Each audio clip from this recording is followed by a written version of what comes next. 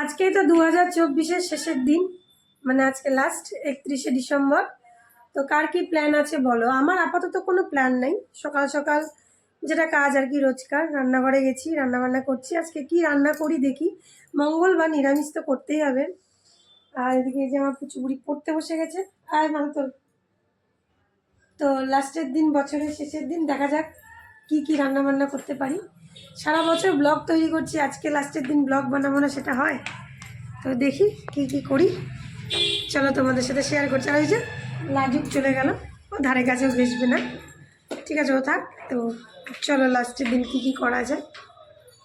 চলে আসলাম রান্নাঘরে, বছরের শেষের দিন। সকালে কী খাবো কী খাবো বুঝে পাচ্ছিলাম না। তো তারপরে ভাবলাম যে বাটার দিয়ে পাউরুটি খাই। তো ঘরে বাটার ছিল না, জন্য জ্যাম ছিল, তো জ্যাম দিয়ে পাউরুটি খাবো আজকে সকালে ব্রেকফাস্টে। আজকে আর সকালে ব্রেকফাস্টে রুটি করিনি, কারণ আজকে আর রুটি খেতে ইচ্ছা করলো না। তো ও ব্রেড নিয়ে আসছে, ব্রেডই খাবো, ব্রেড দিয়ে আর হলো জেলি দিয়ে ব্রেডটা আজকে খাবো। যাই হোক, সমস্ত ব্রেড এখানে আমি তাওয়াতে সেঁকে নিচ্ছি, কারণ ব্রেডগুলোকে যদি সেঁকে না নিই না, অনেক সময় অ্যাসিড করে। তাই জন্য এখানে সমস্ত পাউরুটি সেঁকে নিলাম। পাউরুটি সেঁকে টেকে নিয়ে এগুলোর গায়ে আমি জ্যাম লাগিয়ে দেবো। জ্যাম দিয়ে আজকে আমরা পাউরুটিটা খাবো আর কি। তো এখানে সমস্ত পাউরুটি শেখা হয়ে গেল। মেয়ে এদিকে বায়না ধরেছে মেয়েকে ম্যাগি সিদ্ধ করে দিতে হবে। দেখি ও কী করে। ওকে তো বলছি পাউরুটি খেতে, খাবে কি না জানি না। তো সমস্ত পাউরুটি এখানে আমি সেঁকে নিয়েছি, এবার জ্যাম লাগিয়ে দিব, সবাই সকালবেলা খেয়ে নিব।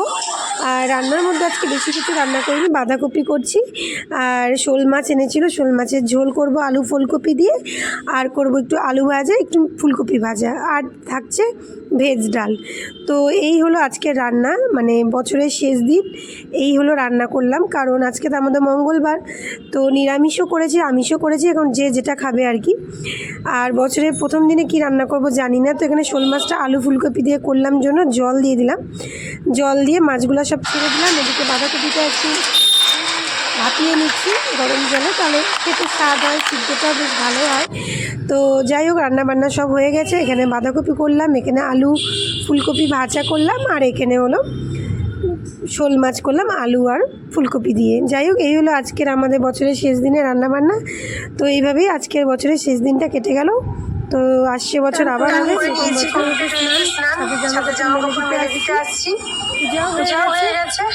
এখন খাওয়া দাওয়া বাজে সম্ভবত 2:30টার মতো। আজকে আমাদের এখানে খুব ঠান্ডা, হাওয়া হচ্ছে, রোদ একটু উঠছে। তো শ্যাম্পু করছি যেন চুলটা শুকাতে আসলাম, তাহলে মাথা ধরে যায় আমার। যাই হোক, তো আজকে শেষ বছর, বছরের শেষ।